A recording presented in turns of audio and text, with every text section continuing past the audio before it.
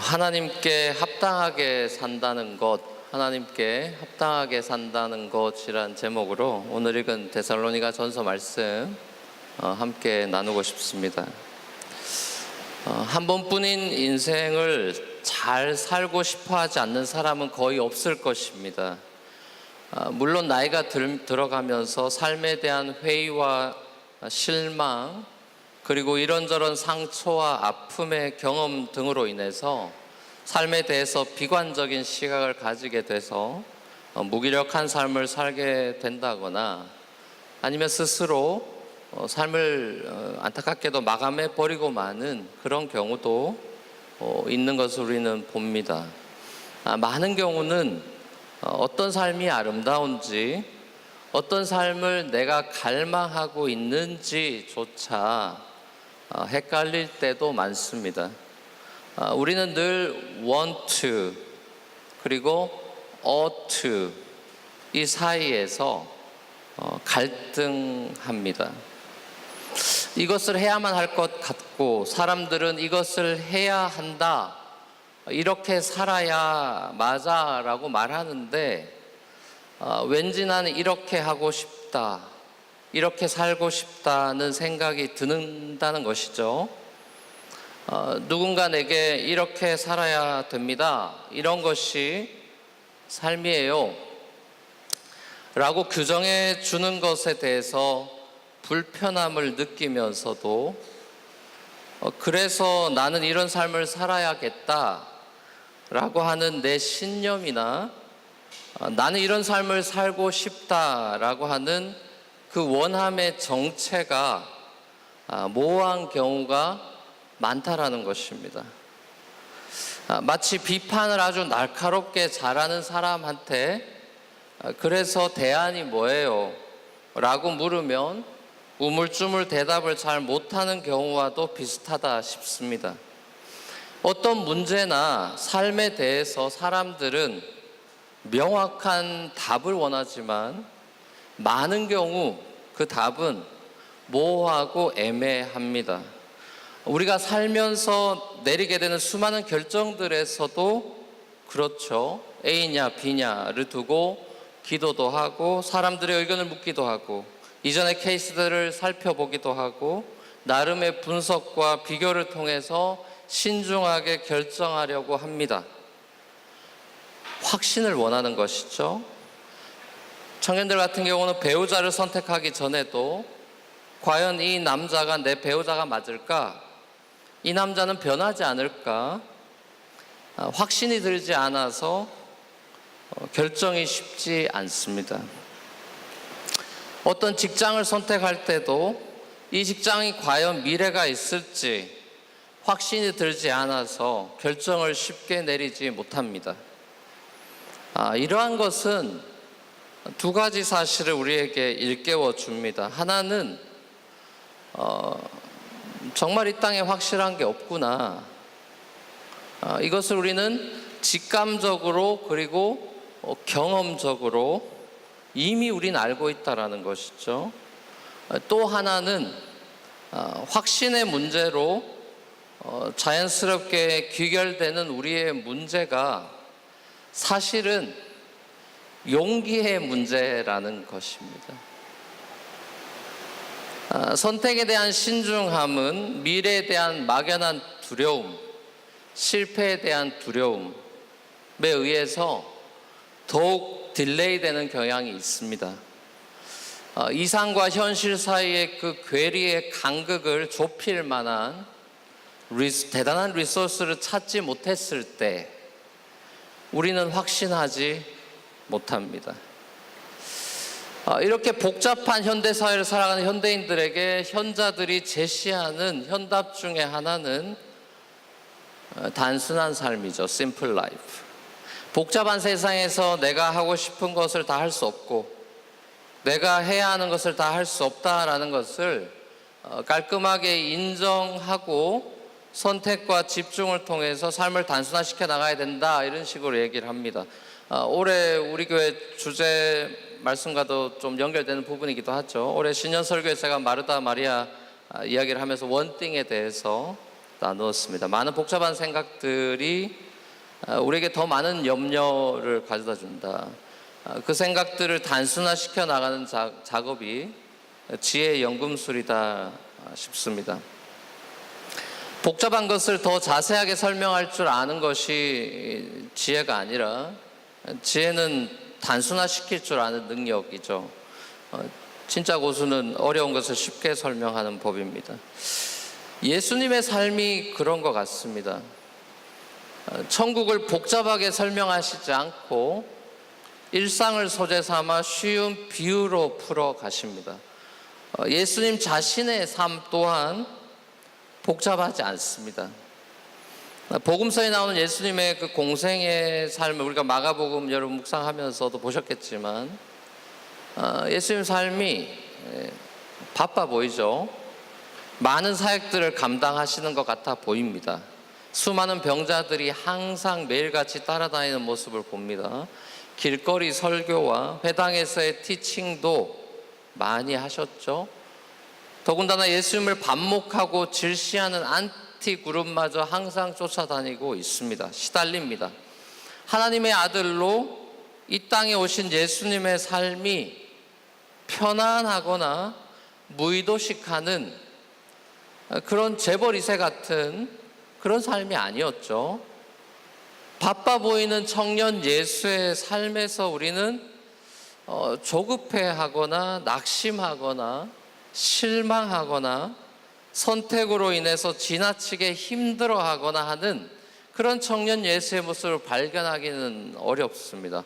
무언가 확신에 차 있는 것 같고 삶에 대한 확신, 또 하나님과 하나님 나라에 대한 그 강한 확신으로 가득 차 있는 것처럼 보이죠.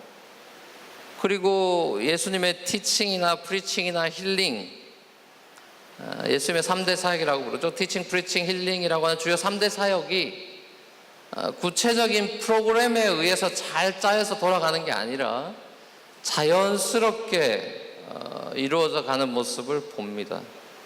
예수의 삶엔 자유와 여유가 있어 보입니다. 청년 예수가 많은 사역들 가운데 집중력이 흩어지지 않는 모습을 봅니다. 자신의 사명을 알고 그 사명에 포커스를 맞춘 삶을 사셨기 때문에 그런 것이죠. 먼저 하나님 나라와 의를 구하는 삶의 최우선순위와 더불어 청년 예수에겐 3대 사역에 포커스된 사명이 있었던 것이죠. 쉽게 말하면 하나님 왕국의 비전과 인류 구원의 사명에 최적화된 삶을 살았던 것이죠. 사도 바울도 비슷한 것 같습니다. 바울이 사도들과의 교제와 또 성경 연구와 또 기도를 통해서 하나님 왕국의 복음에 대해서 깊은 신학적인 이해를 가지게 되었습니다. 부활하신 예수님을 인격적으로 만난 후에 바울의 삶이 완전히 달라졌죠. 그의 삶의 목적과 가치관과 윤리관, 사람을 바라보는 관점, 또 사람을 대하는 태도, 그의 마음뿐만 아니라 라이프 스타일 자체에 이르기까지 바울은 많은 변화를 보이게 됩니다. 사도 바울은 이런 것을 그리스도의 장성한 분량에까지 자라는 영적 성장으로 이해했습니다. 그러면서 이 바울이 수많은 전도 사역, 또 교회 개척 사역 이런 것 중에서도 복잡한 인생을 살지 않고 단순한 삶을 살아가는 모습을 봅니다. 스승 예수의 길을 따라가는 참 제자처럼 보이죠.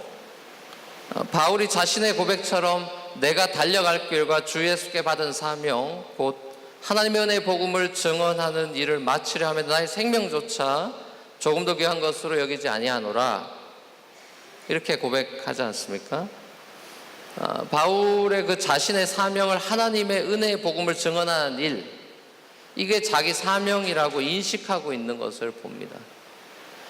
복음 전도자로서의 사명을 이야기하고 있는 것이죠. 바울은 자신의 삶을 이 사명을 완수하는 일에 올인했습니다.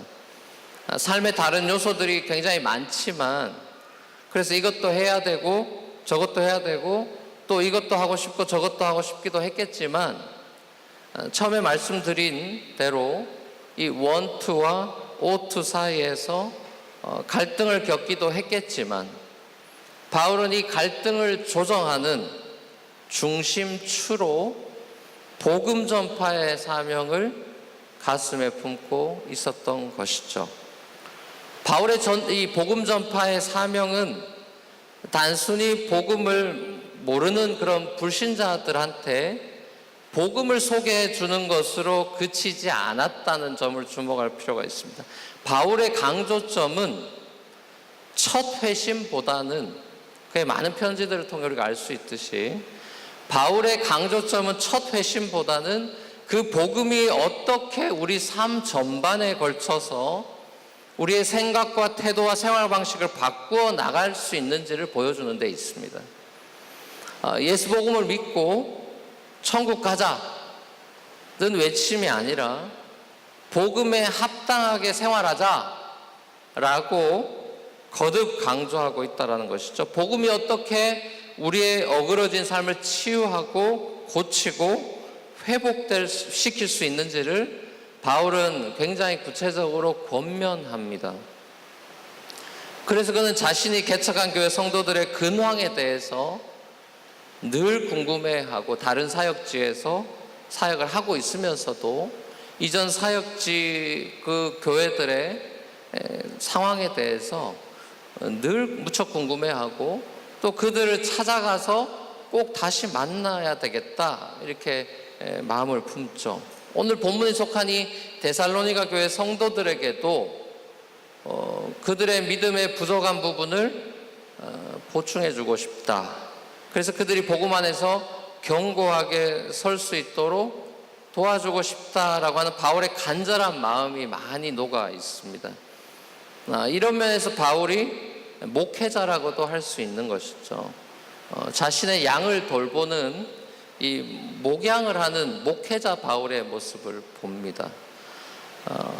오늘 편지의 수신자인 데살로니가 교회는 사도 바울이 갈라디아서와 더불어 이제 가장 먼저 쓴 신약 성경 중에 거의 가장 먼저 쓴 다큐멘트들 중에 하나로 학자들은 이야기합니다.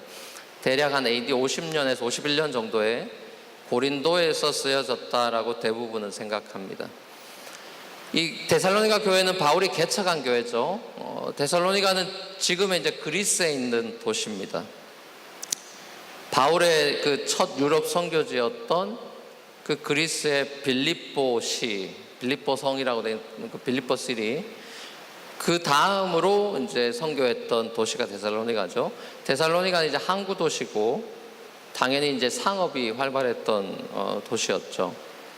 지금도 그리스에서는 이제 아테네에 이어서 두 번째로 큰 도시, 제2의 도시입니다. 한국의 부산 같은 그런 곳이라고나 할까요? 아무튼 바울이 유대인들의 핍박으로 그 데살로니가에서 급하게 빠져나와야만 했던 그 데살로니가 교회의 상황에 대해서, 그래서 사역을 좀 더 하고 싶었는데 어쩔 수 없이 나와야 됐던 그 상황이 너무 안타까워서 이 데살로니가 교회가 어떻게 되고 있나 그 상황이 궁금해서 디모데는 남겨둡니다. 그래서 디모데가 이제 좀 더 목회를 하고 그 다음에 이제 소식을 전해주러 또 오죠. 그래서 고린도에서 만나게 되는 것입니다.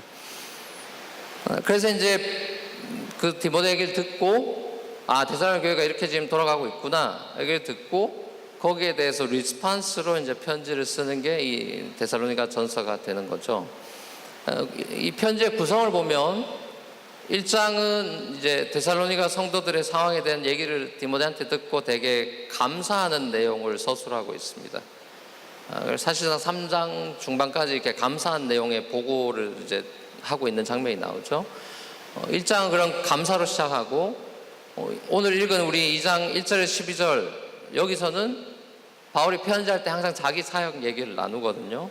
그러니까 오늘 본문은 이제 바울이 하는 자기 사역 얘기를 나누고 있고 13절 이하로 3장까지는 다시 감사의 내용들을 이제 쓰는 내용들이 나오고, 그리고 와서 이제 4장 5장 마지막에 가서 권면해주고 싶은 얘기를 합니다. 그 얘기를 듣고 이제 권면해 줘야 되겠다 하는 그런 내용들을 얘기해 주는 그 장면들이 나오죠. 그리고 이제 끝인사로 편지가 마무리되는데요. 자, 오늘 본문에서 사도 바울이 자기 상황을 나누면서 자신이 복음 사역을 왜 하는지, 어떤 마음으로 하는지를 이렇게 나누면서 데살로니가 성도들한테 간접적으로 도전하고 있다는 것을 알 수 있습니다. 특별히 저는 이 오늘 본문의 결론부에 나오는 12절 말씀, 하나님께 합당하게 행하게 하려 함이라 라는 이 바울의 결론의 말씀을 바탕으로 하나님께 합당하게 산다는 건 뭐냐, 그 의미가 무엇인지 나누고 싶습니다. 먼저 이 합당하다라는 말의 이 영어로는 이제 worthy라는 단어가 쓰였는데요. 하나님께 합당하게 산다. 이 얘기는 하나님의 가치를 드러내는 삶이다. 이렇게 번역하면 좀 더 우리에게 다가올 것 같습니다. 그러니까 하나님께 합당하다 이러면 약간 좀 어색하니까 영어는 worthy of God이죠. 그러니까 하나님의 가치를 드러내는 삶, 이렇게 번역하면 좋을 것 같아요. 그리스도의 삶이 하나님의 가치를 드러내는 삶이다. 우리가 하나님의 가치를 드러내면서 사는 것이 궁극적으로는 그것이 하나님을 기쁘시게 하는 삶이고, 이것이 그리스도인의 삶의 목적이다라고 바울은 그렇게 인식하고 있다라는 것이죠. 이걸 이제 오늘날 우리가 흔히 쓰는 표현으로 한다면 이제 넓은 의미의 예배가 되는 거겠죠. 데살로니가서 2장 오늘 본문 3절에서 6절에 보면 그런 내용들이 나오고 있습니다. 3절에서 6절 다시 한번 같이 읽어보면 좋을 것 같습니다. 3절에서 6절 같이 한번 읽겠습니다. 시작. 우리의 권면은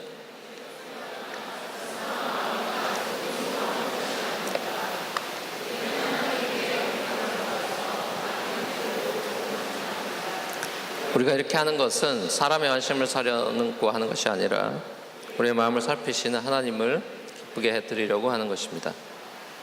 여러분이 아는 대로 우리는 어느 때든지 아첨하는 말을 한 일이 없고 글씨를 꾸며서 탐욕을 부리는 일도 없습니다. 이 일은 하나님께서 정은하여 주십니다.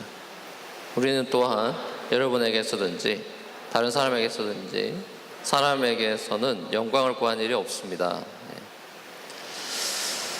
예수 믿고 회심한 사람의 대부분 사람들의 예수를 이제 모르다 예수를 복음을 믿고 이제 회심하고 이렇게 이제 감사기도도 하고 이렇게 회개도 하고 이러면서 제일 먼저 하는 고백이 거의 이것일 겁니다. 이제 제가 주님을 위해 살겠습니다. 이런 고백을 하죠. 주를 위해 살아야만 할 것 같은 이 ought to가 아니라 우리의 이 want to가 주를 위해 살고 싶다로 변하게 돼요. 이 ought to보다 강한 드라이브는 당연히 want to죠. 왜냐하면 사람은 욕망대로 살기 때문에 그렇습니다. 최근에 하나님 나라를 욕망하라, Desiring the Kingdom 이라는 책을 쓰신 켈빈 칼리지 지금 철학 교수이신 제임스 스미스가 이런 책에서 이런 말을 합니다. 인간은 이성적인 동물이 아니라 예전적인 동물이다. 자, 이게 이제 예전적이라는 표현을 여러분 좀 이렇게 영어로 하면 liturgical한 그런 의미로 번역이 되는데 한국말은 예전적이다 이렇게 되는데요. 인간이 이성적인 동물이 아니라 예전적인 동물이다. 이게 무슨 말이냐면은 인간 어떤 신념이나 사상에 의해서가 아니라 자기가 사랑하는 것, 그것은 이제 영어로는 desire라고 되어 있습니다. 자기가 사랑하는 그러니까 desire가 있는 것, 그것에 의해서 마음이 움직이고 또 정체성이 형성되는 존재다.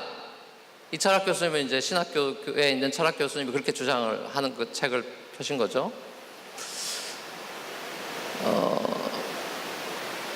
모르겠습니다. 저는 뭐 맞는 말이다 싶은데요.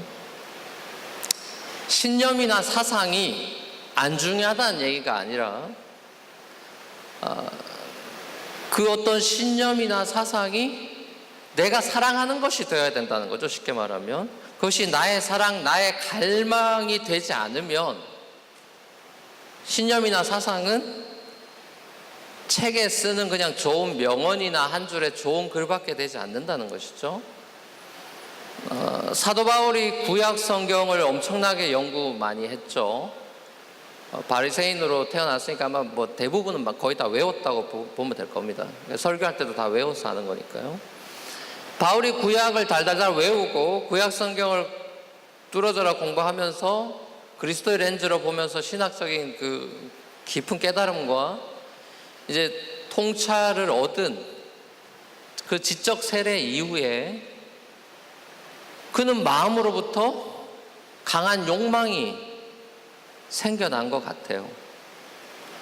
그 욕망이 사명의 길로 들어서게 한 것이죠.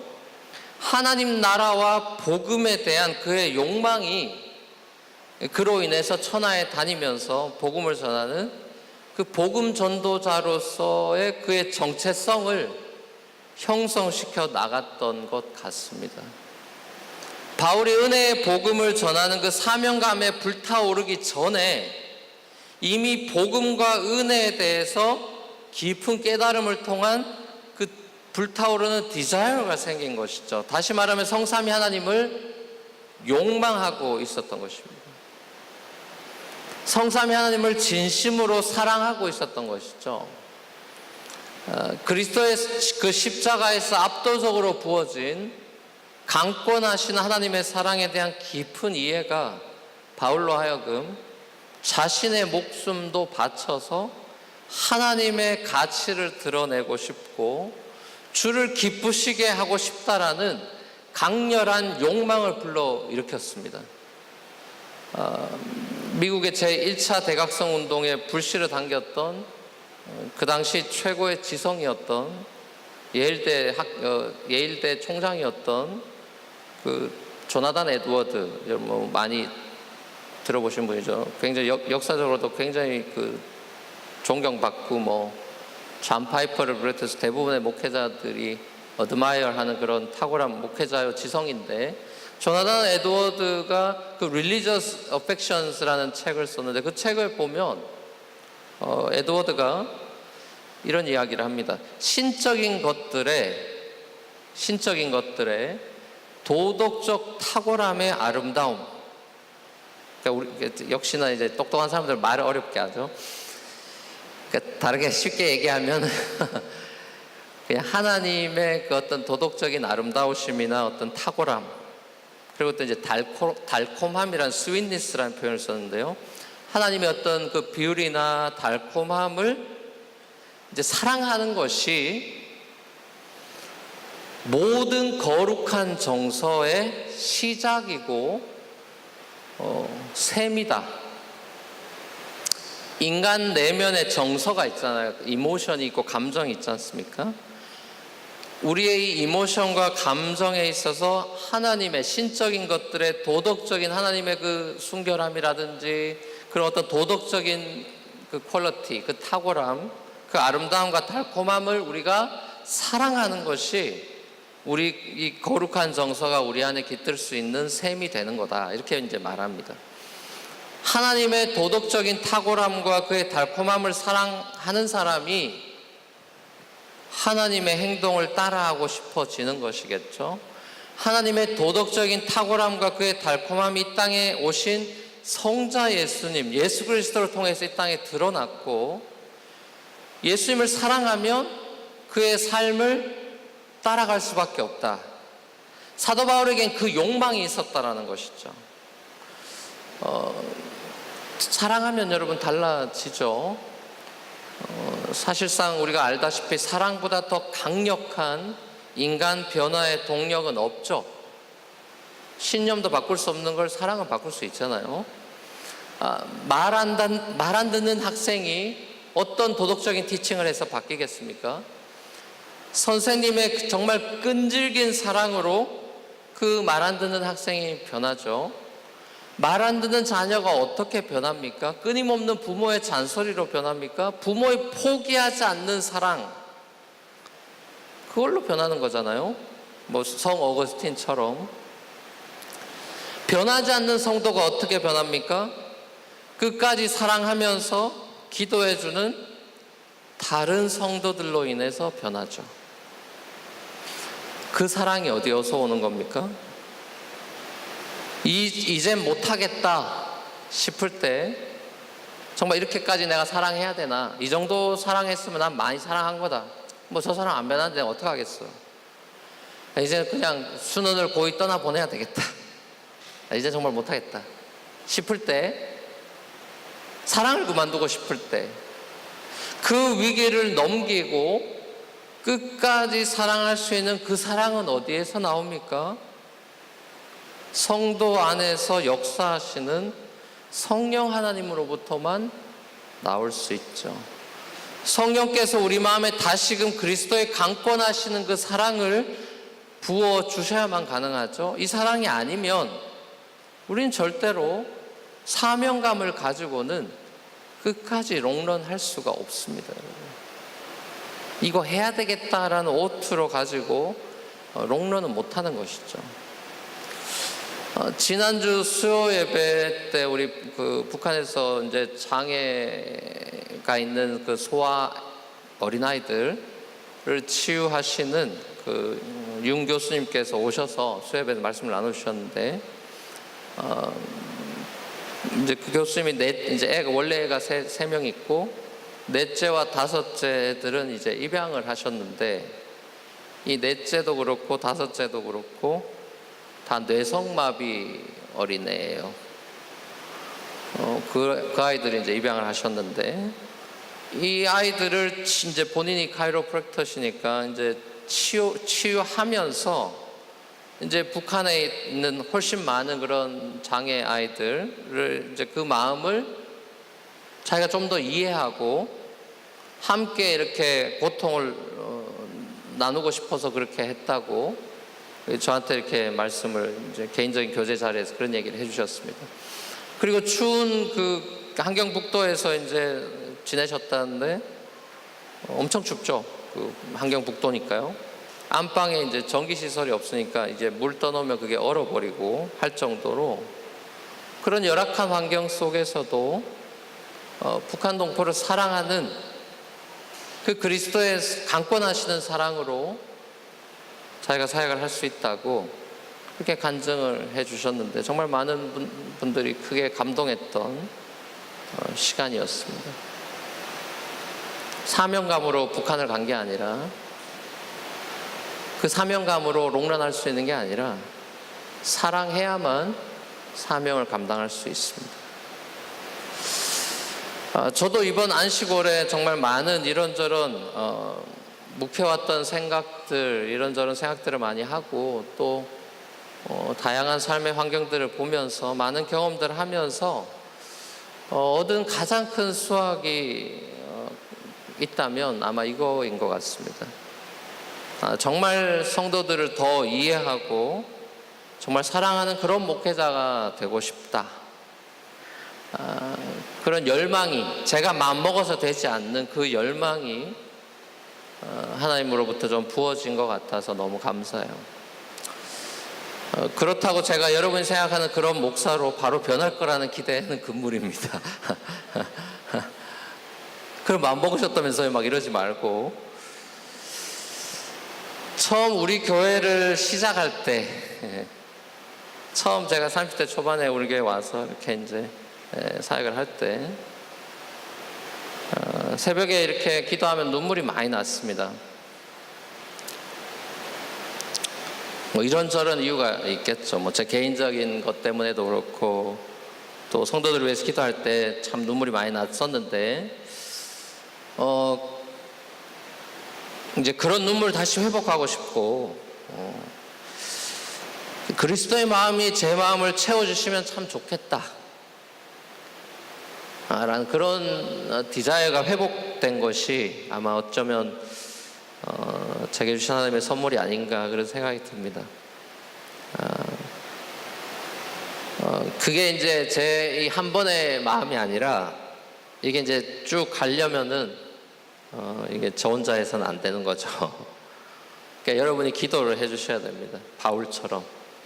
바울을 위해서 많은 동역자들, 성도들이 이렇게 기도했던 것처럼 제가 이렇게 롱런할 수 있도록 기도해 주시면 좋겠어요.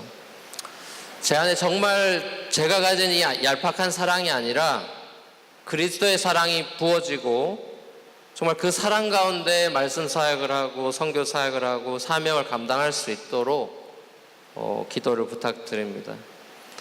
바울이 하나님을 제일 사랑했고 하나님의 기쁨이 되는 것이 삶의 바울에겐 최고의 목표였죠.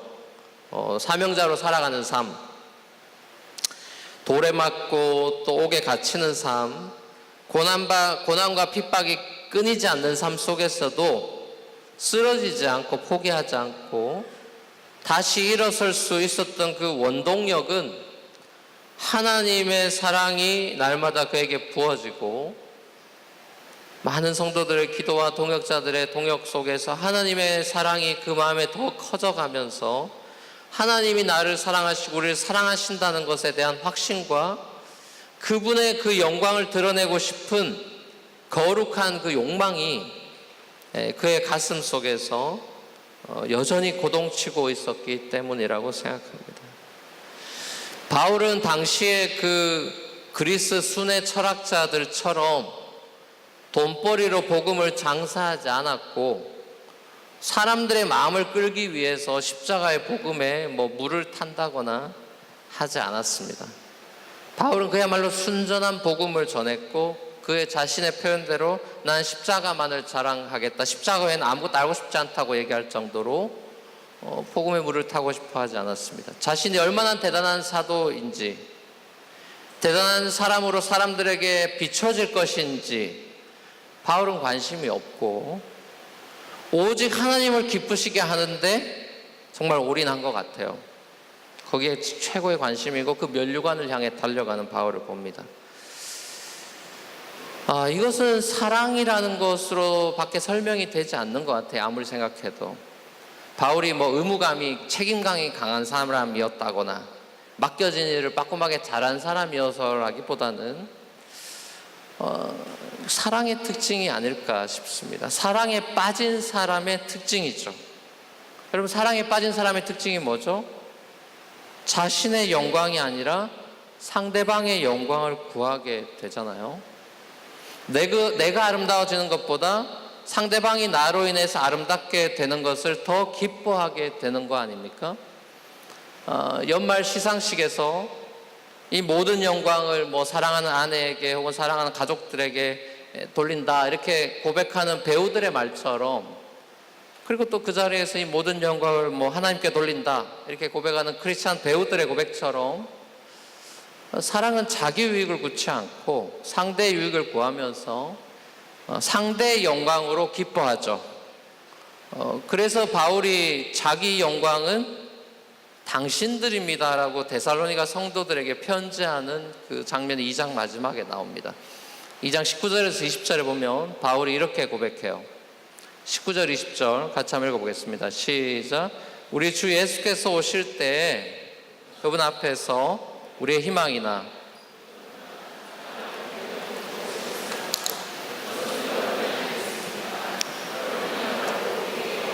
기쁨입니다. 아멘. 당신들이 내 영광이고 기쁨입니다. 데살로니가 성도들이 바울의 영광이고 주님 앞에서의 자랑이라고 고백하는 이 고백은 마치 부모가 자식한테 하는 표현 같이 보여요. 우리 자식 참 자랑스럽다. 네가 내 면류관이다. 네가 내 영광이다. 라는 이 고백은 잘 자라준 자식한테 주로 부모들이 하는 표현이지 않습니까? 이제 오늘 본문에서 바울이 실제로 자기 자신을 어머니나 아버지 비유로 자기와 데살로니가 성도와의 관계를 이렇게 묘사하면서 그 사랑을 표현하는 장면이 나와요. 오늘 본문에 나오죠. 7절에서 8절에 나옵니다. 그리고 11절에 나오는데요. 같이 한번 읽어보겠습니다. 7절, 8절, 그리고 11절. 시작. 물론 우리는 그리스도의 사도로서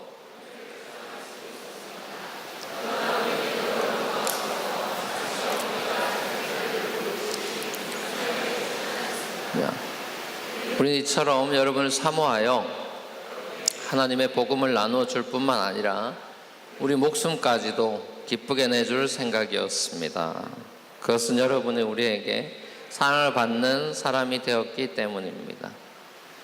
여러분이 아는 바와 같이 아버지가 자기 자녀에게 하듯이 우리는 여러분 하나하나를 대합니다. 아멘. 자, 여기 보면 바울이 사도잖아요. 자기가 사도된 그 권위를 주장하기보다 어머니처럼 헌신적이고 자기 희생적인 사랑으로 데살로니가 성도들을 대했노라고, 그리고 복음을 그런 식으로 나눴을 뿐만 아니라, 복음만 나눴을 뿐만 아니라 그들을 위해서 자기 목숨까지도 내어줄 생각도 했다라고 너무나 정말 감동적인 이야기를 편지에 쓰고 있습니다. 고난과 핍박 중에 있던 이 데살로니가 성도들이 바울의 편지를 읽으면서 눈시울이 붉어졌겠다 싶습니다. 자녀를 사랑하는 부모가 자기의 그 권위를 함부로 사용하지 않죠. 오히려 권위를 내려놓고 자식과 같이 낮아져서 그 아이들을 품고 사랑합니다. 예수님의 성육신이죠. 바울은 이러한 그리스도의 그 사랑에 감동돼서 자기도 예수님의 사랑으로 그렇게 사역하고 살아가고 싶다라는 그런 욕망이 생긴 것 같아요. 사랑하는 우리 뉴프런트 교회 성도 여러분, 가을이 이제 성큼 다가오고 있는 것 같습니다.